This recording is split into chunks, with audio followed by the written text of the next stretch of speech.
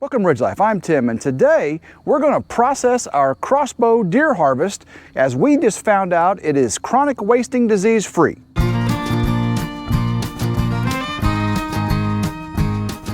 We've had the deer in the barn on a cooler wet aging for over 2.5 weeks.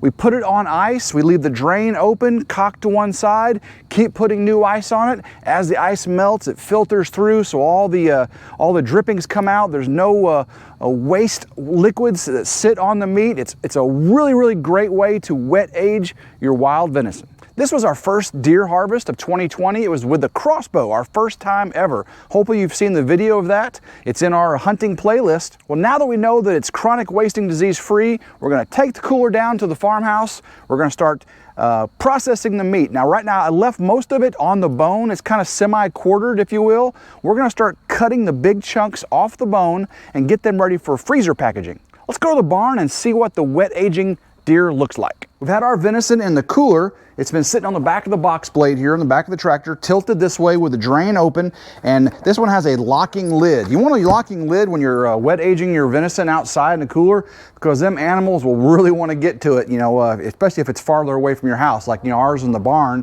it's 100 yards away. So this does have a locking lid. You can see I open it up and I got fresh ice on it. I've been keeping fresh ice on it. Haven't really had to add that much to it. This cooler keeps it very cool. I also have half-gallon jugs of ice.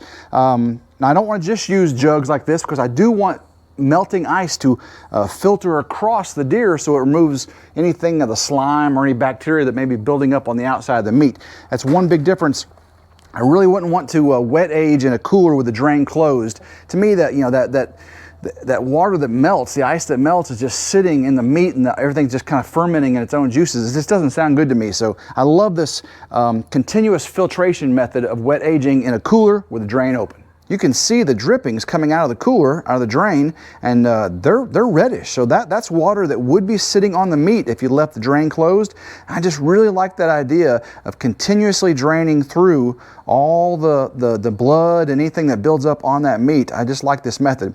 Now we're gonna get this closed up, get it taken down to the farmhouse, get it on the processing table, and start getting it cut up. Before we get started processing our venison, I need to put a new blade in my Outdoor Edge 3.5-inch Razor Pro. I love this knife. I use it on all my wild game, and it stays sharp because you put new blades in it. And I can get 1 or 2 harvests per blade on a big deer. Depends on how much I get towards the gristle and the bone and ligaments and all that stuff. If I try to stay careful and stay on meat, it lasts a long time. Very simple to put this together. I push the little button on the side, slide the blade down in the holder, clicks into place, and now I've got a very sharp knife. Cleaned and disinfected our processing table. I've got a trash bag over here for all the waste pieces. Let's get into our wet aged venison. First thing we're going to process here is our deer heart.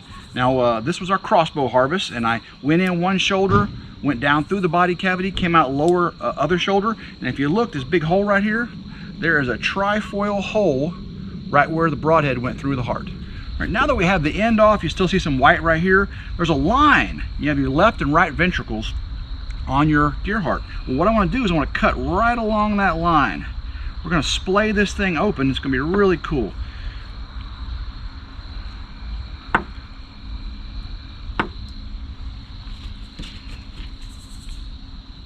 So as you cut it open, you can see it is compartmentalized. So you just want to keep opening the compartments up until it lays flat.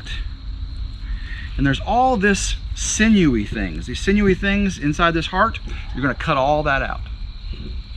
We can see a little bit of the bruising right there. That's where that arrow went through. We'll get all that out of there. Again, we're just going to cut off all the white stuff. Again, we open it up. Open it wide up. Man, this looks so good. I'm going to go ahead and open this side. I'll put this into two flat pieces. See how it opens up like this? I just want to make it flat so it's about the same thickness all the way through. There we go. All right, so now we've got a deer heart, and that's crazy with a trifoil hole in it right there. Set that off to the side. Now we're going to cut this one open.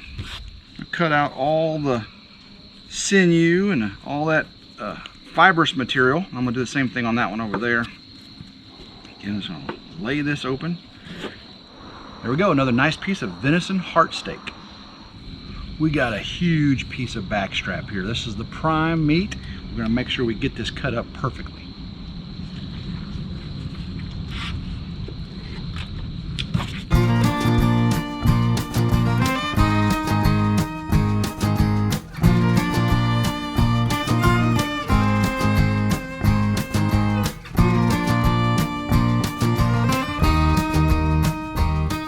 Beautiful piece of venison backstrap. We've got all our venison processed as far as cut down into large pieces. Now we're going to segment them into packaging size pieces. Now we're not going to cut the backstrap into medallions. We're going to cut the backstrap usually into 2 pieces. So we'll have 4 pieces of backstrap. And then when we go to prepare them, we can slice them after we thaw them back out. That way the less surface area to be exposed to the cold temperatures of the freezer. We're going to use our trusty Food Saver V4400 vacuum sealer. We've used this several times on our venison, and it does a great job. So let's go ahead and start with the hamburger meat. We're going to get it packaged up, and then we'll start on to the steaks. What I like to do is go ahead and put the meat out on some paper towel. That way it gets nice, dry. It's not super wet. If it's super wet, the moisture will affect the vacuum sealer, and it won't seal as well. First thing I need to do is go ahead and make me a bag to put it in. So I've got this set up.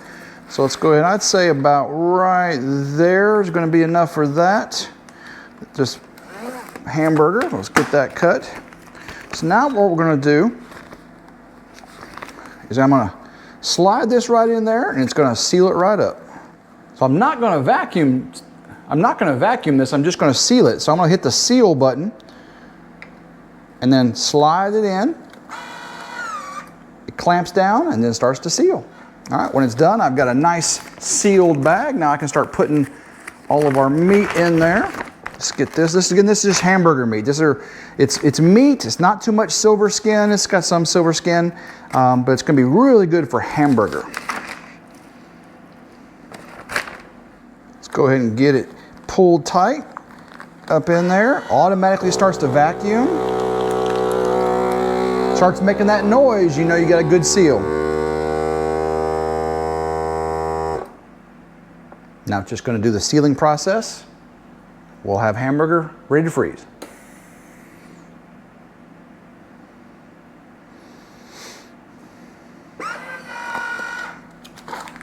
All right, there is 1 pack of vacuum sealed venison burger.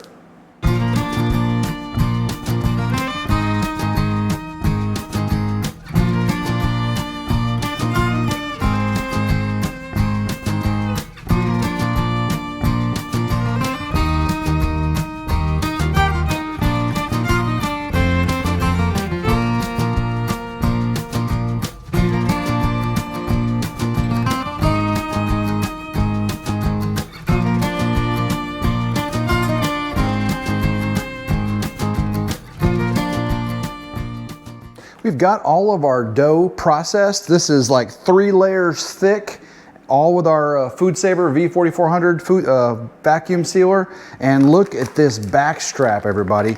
4 giant chunks of backstrap. We got 4 small pieces of tenderloin, all kinds of steaks and roast. We got some hamburger meat and a lot more hamburger meat to add to that. So, man, I just love hunting deer and getting venison for the table. If you've never harvested your own wild game, brought the food, the bounty to the table, you really don't know what you're missing. There's a sense of accomplishment that you didn't have to pay money to have someone else do the work for you to harvest and to process and to package and to give to you in this all special pretty case. When you, within 2 weeks, have an animal walking on your property, to harvesting it humanely, aging it appropriately, packaging it cleanly, and then of course we're going to grill this up, fry it up, roast it up, instant pot it up, whatever. It's going to taste so delicious. If you haven't already, please subscribe to Ridge Life. Hit the notification bell to be notified anytime we have new videos coming out. If you like today's video, give me the thumbs up, please. So until next time, I hope everyone has a blessed day, and go Ridge Life.